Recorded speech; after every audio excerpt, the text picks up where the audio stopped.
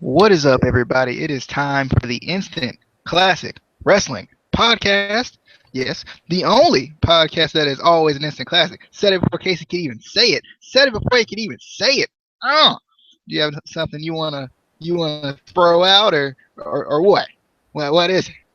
I think I did pretty good. I did pretty good. No, this is my line, and he's taking my lines now. He's taking my whatever, whatever. I thought this was our line for the podcast, for the good of the podcasting viewing audience and whatever. But this is a very special podcast. This is a podcast on a podcast. Yeah, this is where we talk about another podcast that happened after Monday Night Raw. Paige was on Stone Cold Steve Austin's podcast. Note. This is not the original video, as you can probably already tell. So, yeah, we have Paige on the Stone Cold podcast, which was kind of interesting to see a current diva be on his podcast tonight. I think it's always interesting to see Stone Cold and him doing his podcast. So, she started out kind of talking about, the way she critiqued herself during her matches. I know Austin said he critiqued himself more afterwards, kind of watching it like a film study, where she kind of does it afterwards, but she does it in her match as well. Um, talks about how she's vulgar in the ring. She talks about how she got into the business, which I thought was really interesting. Basically, her entire family, they're basically wrestlers. She was kind of scared at first because her mom was blinded for 6 months due to a wrestling injury, so she was kind of scared to wrestle at first, which was also kind of interesting. She said for her to learn was selling. She said selling was the thing that was kind of the hardest thing. She kind of learned by closing her eyes and letting someone hit her, and then basically making herself sell, which was very interesting. Do you have anything to say about those points? I don't really know how to put this together. I just went question by question.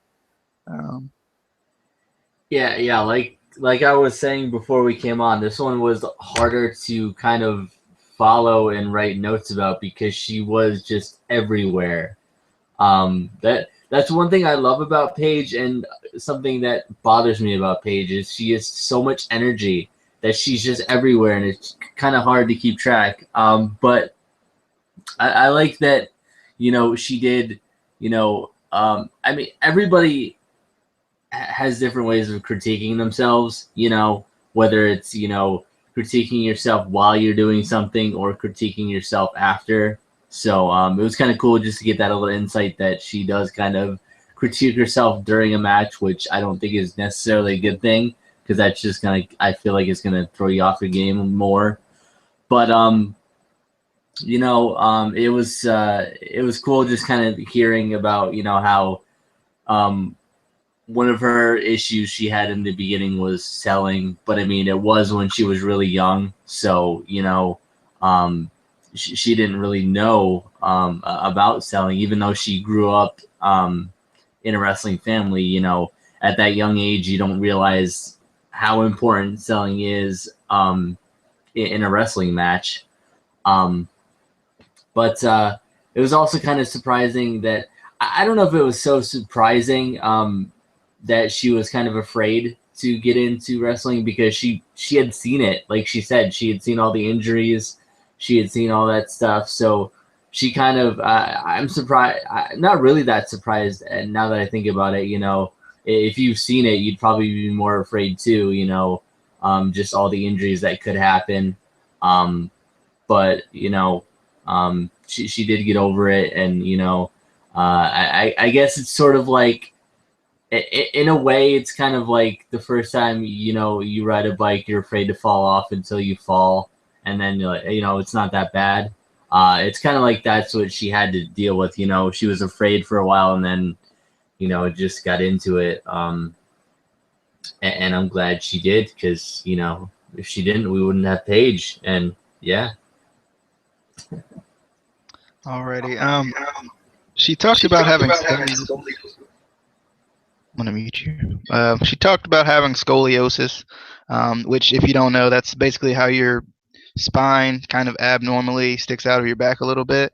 And that's kind of interesting. I know when you're a kid, A lot of times they do test you for that. They like rub down your spine. It's really weird. Um, I know I've had to do that before when I was in school. So she didn't really know she had it. I thought it was pretty funny that she didn't realize she had it until she was in WWE. You would think you would like kind of know that. I mean, it doesn't do anything abnormally to you. Like you don't necessarily, I guess, feel any difference because you wouldn't know any difference from not having scoliosis to having scoliosis. Um, she talked about the wrestler. I think she said basically I think she was part of that documentary and like who they talked about whose idea was it to film it, and basically she said they did a lot of documentaries, and they're still kind of working on hers too, which will be pretty cool to see. Where they've been working on it since she kind of started, because they do so many documentaries anyway.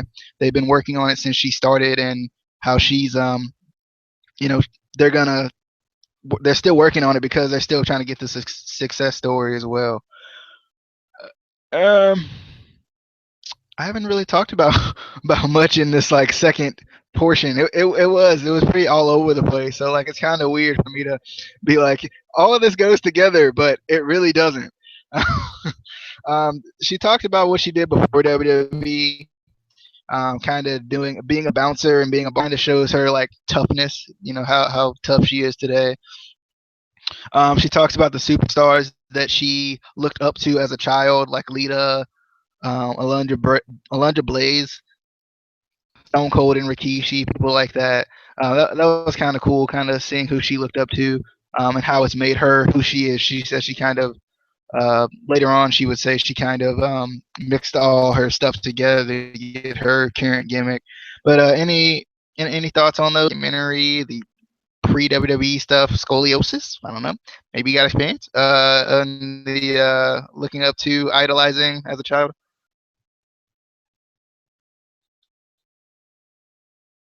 I muted you, by the way. I'm sorry. Of It was course you echoey. would, because you always mute me, and then you can't.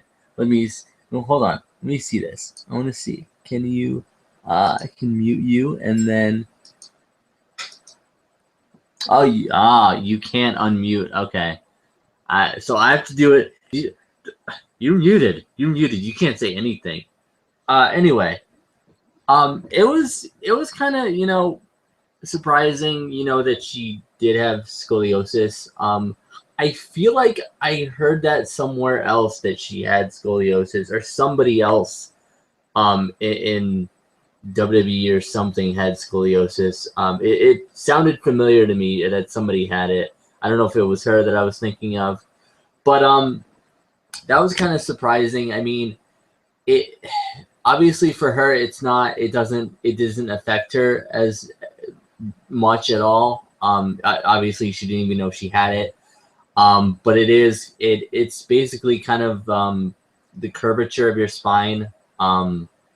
I know some of my friends that I know have scoliosis or similar defects. But it is one of those things where it could be as minor as her having it and not even knowing it until up to being in a wheelchair. So it is kind of a thing where there's different severities of it. So that was kind of cool, just to learn that about her. It was cool hearing her talk about the documentaries that she's done. I did watch the one that they were talking about up right before she had her tryout with WWE. I did watch that on YouTube. And it was pretty good. If you get a chance and you haven't watched it, I definitely recommend going to watch that. It is kind of cool. What else did we talk about? There's so much. I'm trying to keep track of everything that We talked about, let's see, where am I at? Her pre WWE life, doing the bouncing and the bartending, and that was pretty much it for that part. That was kind of cool. I personally like hearing, what, WWE superstars or wrestlers in general did before wrestling. So that was kind of cool. A lot of the stuff that she did wasn't legal for her age at the time, like bouncing in a bar or, bartending. That wasn't exactly legal for the age that she was, but we're going to let it slide.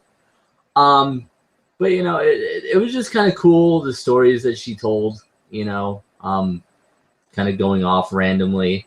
But yeah. All right. So next we had the rejected first tryout. She talked about she. I can't remember who she mentioned in this, but the guy told her that she needed to be a diva. She needed to look like a diva. She needed to look colorful. She needed to look, she needed to look. I guess you could say typical. I guess you would say. So she got her a spray tan. She got that colorful, looking, the colorful looking gimmick she had on during her first tryout.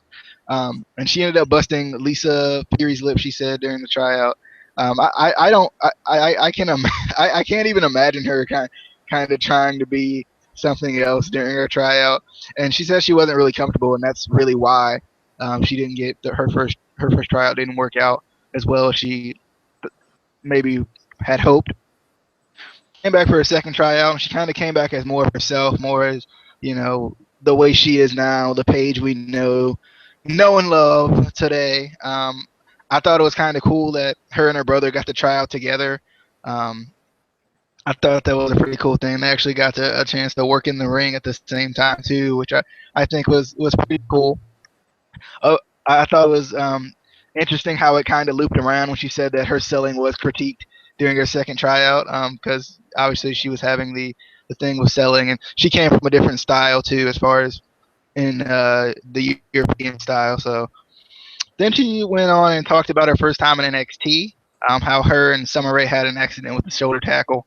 I think I had heard about this or something like that. I wasn't watching NXT at that time, but I think I heard about that, and how physical she was when she first started in WWE. I guess you could probably tell more about that than I could because I didn't see her when she first came in. And then she talked about her Paige gimmick. She said it mostly was based on Stone Cold, but a lot of it was kind of putting all her idols together, which I think is pretty cool too.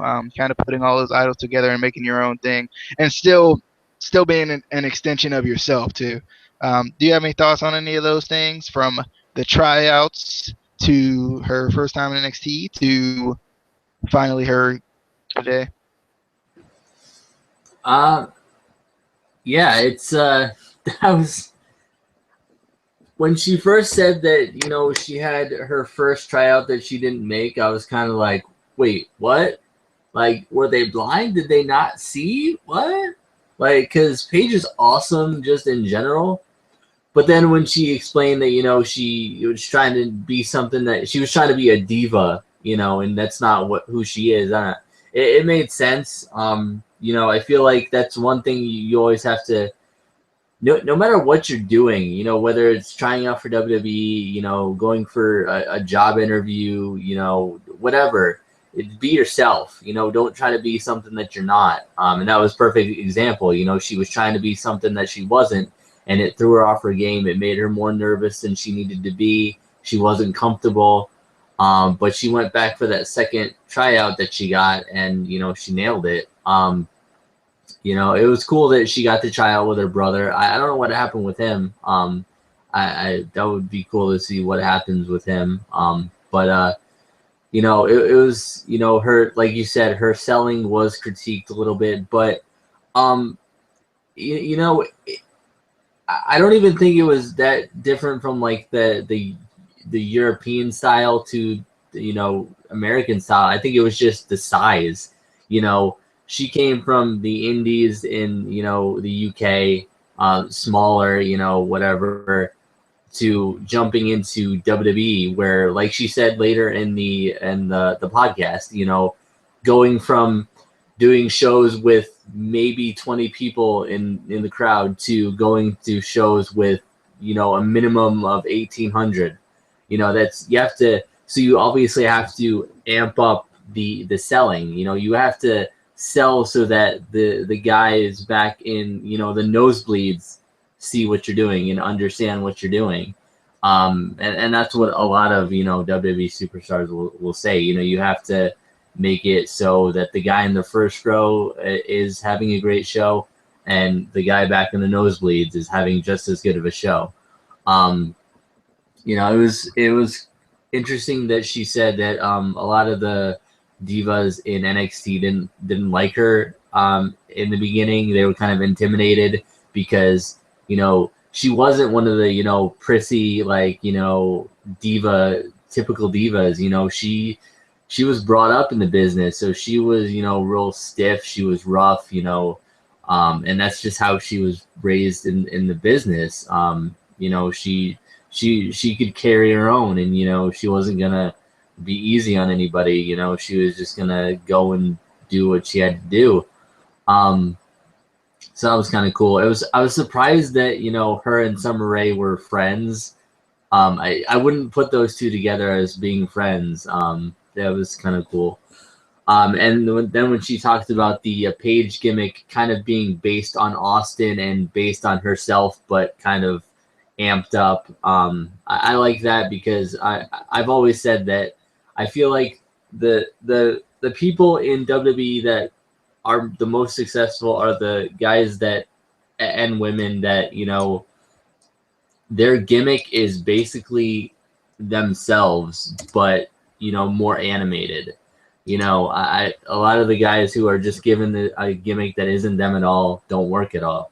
You know, that's why guys like, you know, Austin works so well, Lita works so well, Triple H works so well, The Rock works so well. You know, because it was a lot of it was just them, but kind of animated more, amplified more. And that's why I think, you know, Paige has done so well, and that's why the WWE universe likes her so much, because it is her. It's not, you know, she's not coming out in like a pink like bikini and dyeing her hair blonde and getting a, you know, spray tan. She's just being her, and I think that's why we love her. Alrighty. Let's see what the next part here is. Let's see how I'm gonna put this together. That's the thing. Let's see how I'm gonna put this together. She next talked about Dusty Rhodes' impact on her. He kind of took her under his wing, and told her, you know, kind of just be yourself.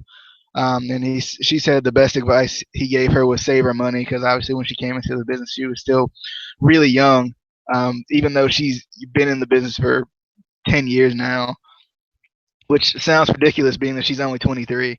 Um, then, you know, basically her main issue with her and Dusty was kind of her promos at that time. And, you know, she didn't really realize you could tell a story with promos, and I think that's kind of one of those things with the people too. It's a lot easier to talk to 18, 20 people, you know, than it would be to talk to 1,800, you know, 2,000 people. You know, it's a lot easier for a lot of people, you know, to turn that switch. And I feel like, you know, just getting used to that, I kind of helped her out a little bit too. Let's see. Let's see here. I don't even know where to go after that one. I'll just keep going in order. Screw it. Whatever. Um, Talked about her toughness and being built from her dad. It's kind of cool family moment there. She she kind of doesn't. She talked about Total Divas for a little bit, like about how the girl I remember watching this episode where the girl ran up to her and was talking about how she helped her with her eating disorder and stuff like that. And she talked about kind of not realizing why, you know, she's impacting these people.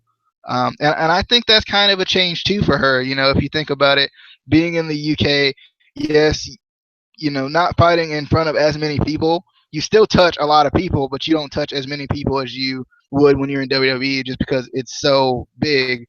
I feel like, you know, she kind of doesn't get it yet because, you know, she's touching so many more people than she was when she was in England, which is kind of a cool thing too. I'm just gonna stop it there, and then next we'll talk about, you know, the Divas Revolution and stuff that they talked about.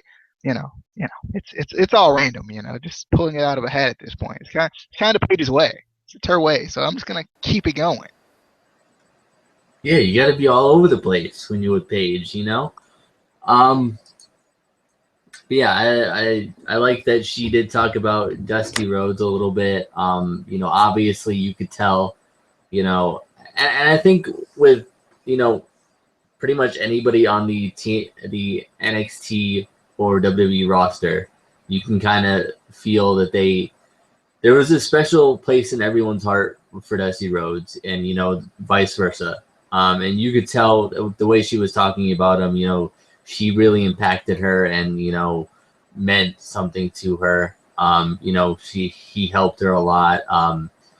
And she did talk about how she struggled with promos, which I could understand. You do have to. It's kind of like selling. You have to kind of amplify it more, and realize that you can tell a story with a promo. It's not just it's not just words. It really helps a storyline. It helps a feud. It helps whatever you're doing. So I thought it was kind of cool. And a lot of wrestlers coming in have problems with promos. So it was cool that Dusty kind of helped her out a little bit with that. And as for her, kind of sort of being kind of unfamiliar with how to react to her impacting fans, because even though yes, you're in an arena every week with thousands of fans, it's still, you still don't realize how many people you really connect with and really impact their lives in some way, whether it's helping them get over an eating disorder, or helping them realize that they can just be themselves. It's kind of, it's going to take her a while, I think, to kind of grasp that. And you may not ever grasp that, because it is such a WWE does get to so many people in the world that it's kind of it's hard to comprehend it. But it was kind of cool. I remember that episode too, where the girl came up and kind of was crying, which in a way is kind of awkward and kind of hard to, you don't know how to react anyway when somebody just comes up to you and is crying and you changed my life. But it's kind of cool, it's cool that, she can impact people's lives and kind of, help them better themselves, and show that they can be themselves and overcome whatever, which is what ZZ wants to do. So vote for ZZ on Tough Enough, because ZZ, I don't know. All right. So next, she's talking about how she was kind of having a bad time. She was in, just having a rough go at it just in life. And then she ended up winning the NXT women's title, which was cool, which kind of helped her out a little bit, kind of boosted her up a little bit more. She, Austin asked her about the best thing about the Divas Revolution. She talked about, having more time and having the opportunity to actually go out there and, do your thing. And I think that's true, because we have seen them get more time, and we've been able to see them do, have better matches because of more time. So I think that's, I feel that is valid. She said, Austin asked her where is she in the business right now. She says she's still learning. Obviously, she's still young, so you always have time to learn. I think they always say you learn something new every day. So I'm not surprised that she's still learning. I feel like there's a lot of people still learning. He said what was the hardest part about adjusting to the WWE style, and she said it was kind of the bigger crowds, like we said before. Let's see here. Yeah, I think I'll stop there, and then we'll pick it up with Tough Enough and take it to the end here. I guess you could say. Yeah, we get to take it right to the end. Oh yeah, we're gonna take it right to the end. Yeah, I don't know what we were going for right there. Yeah.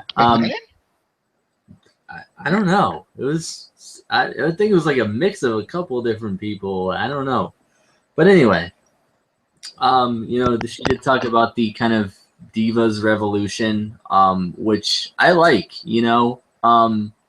I like that at least at the very least on NXT, they're getting more time, for matches. They're getting, like she said, her and Emma got like 20 minutes, which for a match is a while. You don't think just doing anything mundane, whatever, 20 minutes isn't that long, but for a wrestling match, that could be, that's quite a while. A lot of the main roster don't get 20-minute matches on Raw. So the fact that they're getting longer matches, at least like I said on NXT, is good, especially for the Divas division that has kind of lacked in the past couple of years. I'll say since Lita and Trish Stratus left, it's kind of gone downhill. Maybe even when Kelly was there, it was okay. She was all right in the ring, but after that, it just went down really bad. And I feel like this Divas Revolution is kind of, and especially the Divas on NXT. I feel like a lot of them aren't the typical diva anyway. So that helps a lot too. But hopefully they continue this kind of Divas Revolution. What are you laughing at? Yeah. I just thought about something that you're gonna love. Yeah, they're not the typical diva because Dana Brooke is the total diva. Oh, Yeah. okay, we're gonna move on. She talked about how she's still learning, and I feel like you're always still learning. I don't feel like I feel like when you stop learning, that's when you need to stop what you're doing. I feel like even guys that have been in the business for 20, 30 years are still learning. I feel like I'm sure The Rock still learns stuff. I'm sure Austin still learns stuff. I'm sure Triple H still learns stuff. You're always learning something. So it's cool that she says even though she's been in the business for 10 years now, she's still learning. So that's a good thing, that she's still learning things. Because like I said, when you stop learning things, that's when you should kind of stop what you're doing. Because if you can't learn anything else, what's the point? All right. Let's see. So next we get into Tough Enough. He asked about Tough Enough. Austin actually admitted that he liked Tough Enough this year, which I was actually a little surprised about. But then again, it's not like he's in a Mick Foley position where he can criticize it as harshly as he wants to. But he did say he kind of liked it, and he kind of talked about how people struggle with her being a judge because she is so young. And she talked about how they don't really know she's a veteran. They don't really know that she has had 10 years of experience in the business. And she talks about how she's hard on them because she does understand. She talked about Patrick. He needed a shock, and he was kind of surprised. She was surprised that he went home, and she doesn't really like Amanda. I agree. I don't like her either. I don't. She's right up there with Michael Tarver, man. Right up there with Michael Tarver, and that's a type of hate right now. No, I don't hate her as a person. Just as the person I'm seeing on TV, she's on there. She's on that Michael level, baby. But she told a Daniel Bryan story about and protected family story, stuff like that, which is kind of cool.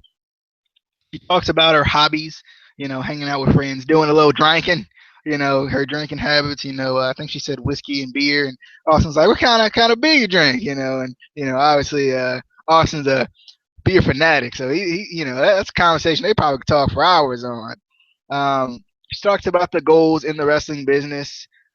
She says, be the Divas champion again, be the longest reigning Divas champion again, or be the longest reigning Divas champion. She wants to be in the Hall of Fame. She wants to have another WrestleMania moment, probably preferably one where she doesn't lose. And she she even hinted at changing the Divas title to the women's title, which I laughed out loud because she said it like kind of secretly. She was like, maybe change it back into the women's title, and then she was like looking around like, I didn't really say that, but yeah, we could do that. I thought that was pretty funny, and I agree. Change it back, please. I feel like Paige, coming from that anti diva type of gimmick anyway, she kind of doesn't want to hold this big butterfly Divas Championship belt anyway. Um, they talk about what the next step for her was, and obviously that was to go because this was Monday night. She told a story about Big Show and how her and Renee Young fit in to one pair of Big Show's pants, which was cool. She promised the story, so she told it. So yeah, I thought this was a pretty good episode of this podcast. I like this podcast because it doesn't treat the fans like we're stupid. I know I've talked to some of my friends and they don't really like the podcast because they would rather. The guy told me he'd rather wrestling be how it was before, and I guess how it was before being that you didn't know all the background stuff that you know. Um, and I feel like this is a good pod. It's a good thing to have on the network that's a little bit different than everything else because we're always kind of kept in the dark about a lot of things. And I feel like with this podcast, it goes into the background of not only the business but in the background of these people that we see on TV every week. I like that we got to learn more about Paige. I like that they talk about selling as an actual kind of art of what you do in wrestling. I like that they talk about that instead of acting like that selling is a thing. I for some reason I just really I like this podcast. I like podcasts anyway. I'm a podcast guy. Obviously I'm here on the only podcast that is always anyway. Casey, you got any thoughts on any of that? I do. I do. First off, I think your Michael Tarver hate might be a little bit more than my John Cena hate, which is surprising. I mean, you hate that man. Like, you hate that man's existence. Jeez. Anyway, I like that they did talk a little bit about Tough Enough. I'm surprised that Austin likes it this year because I don't. I mean, we complain about it every review for Tough Enough. We don't see enough. We don't know what's going on really. It's just I don't know. But he likes it. He also likes John Cena for some reason. I don't know. You don't. I'm not gonna question it though. It's Austin, so whatever. She did talk about her goals, about how she definitely wants to be the Divas champion again. She wants to be the longest reigning Divas champion. And she does want. I agree. I want it to be the women's title again because I don't know. It's just I think that's one of the main issues with the division right now is people. I can't take it seriously being called the Divas division and having the belt be a huge butterfly. I can't take myself seriously if I'm watching a Divas match and one of my friends who is a non-wrestling fan walks in the room. I can't say, oh, I'm watching a Divas match. Like if I say, oh, I'm watching a women's title match or something like that, that makes I feel more comfortable saying that. I don't feel comfortable saying, oh, it's a Divas championship match. It sounds stupid. It sounds gimmicky and just you can't take it seriously. So I definitely agree that it should be, the women's title again, the women's division again, because they're women. They're not divas. They're women. They're not Barbies. Vince may want them to be, but they're not. So, but I just I agree. I like this podcast. I like that I like that we actually got a female on here, and it was Paige. I feel like Paige was the best choice for this, even though she was kind of everywhere and needs to take her Ritalin and just craziness. I don't know if anyone else would have been as good. on the podcast, female wise, you know. But I'm excited to see, you know, who's going to be next on the podcast. You know, maybe bring back my boy Shane O'Mac. I don't know. Just I want Shane back so bad. Sorry, I'm not gonna cry. No, but yeah, I'm just excited to see what they do with the next podcast. You know, they could do somebody that's injured, like Sami Zayn. I like to see Sami Zayn on it, and kind of so we can get like a little update, like a little like realistic update too, because sometimes you know updates aren't as realistic as they should be. Um, I got somebody in mind. They could put JoJo on there. You know, talking from wrestler to announce. No, a transition from wrestler to announcer, and talk about how she's in love with me, and she's not gonna tell the world. But she wouldn't tell the world because you know, we keep that under wraps. You know. Mike Anyway, Chioda. Mike Chioda. get back on there. You know, he ran to that cage and it was never the same. I need to make sure he's okay. You know, I need to make sure he's okay. Tim White, bruh, I need you on this podcast. No, but yeah, that was the podcast. Trying my best to break it down. You know, even though it was everywhere. You know, everywhere and anywhere. So. If you haven't watched it yet, watch it on the WWE Network. If you don't have the WWE Network, you probably can find it in places. So, if you enjoyed this, feel free to subscribe. If you are upset because this is not the original video, sorry, I think. That's probably what I'll say. Sorry. Nah, whatever. Title says our thoughts. It says it in the title. If you haven't already, feel free to subscribe because I love you if you subscribe. Let me shout out some subscribers because it's been a minute. It's been at least 1 minute, probably even 2. So I gotta shout out a couple subscribers, just a couple, just a few couple. I'm gonna start with Casey Erickson. I don't know who this guy is, honestly. I have no idea who this Casey Erickson fellow is. Some guy, Case I don't know if that rings a bell, but yeah, he's got his own like channel, and he comes by every once in a while. You know, I appreciate your subscription. Thank you. I don't know why you weren't subscribed already, Case E. Anyway, we got Slasher NHW. What? I'm so confused now. Yeah, I've been subscribed for a long time. What is this? I don't know. You just showed up like a month ago, so I don't.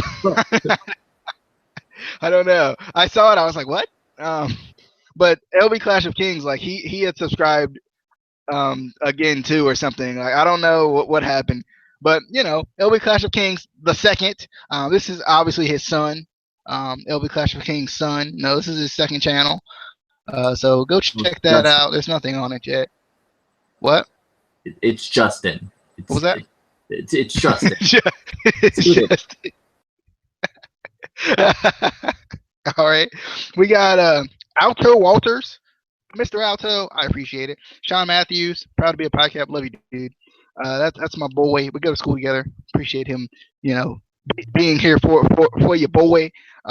New York Mets fan, 2006. Why aren't you a Cubs fan? That's my question to you. But thanks for subscribing anyway. Brittany Kozak, much love to you. WWE Kiss fan, 1994. Why weren't you born in 95? Huh? Anyway, thank you for the subscription. Ryan Cooper, he's a big weightlifter, man. He does the weights and stuff and does it on his channel. Check him out. CK Trons MBs. Thanks for the subscription. I appreciate it. It's actually a lot more than I thought. But I hadn't shouted out a lot of people in a while, and I felt bad. You know, I was like, I was getting emotional over here. I was getting emotional, as you can see. But I appreciate it so much. If you want to join the list, it's very exclusive, and it only takes one press button. So press now, and we will see you again sometime in the soon future, probably like Thursday or something, maybe Friday. One of the two. It's coming. Be happy. Casey, you got anything else to say? Follow the podcast. That's the thing. Follow me. That's the thing. Yeah, obviously follow the podcast. Follow both of our Twitters.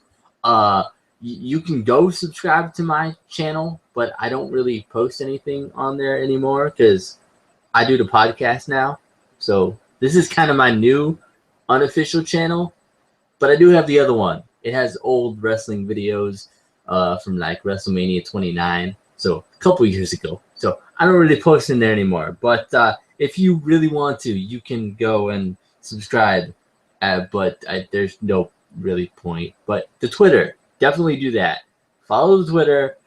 You know, converse with us. Give us suggestion on videos. Tell us which one of us you like better. It's okay. If it's me, it's cool. And yeah, we'll be back Thursday or Friday. And yeah.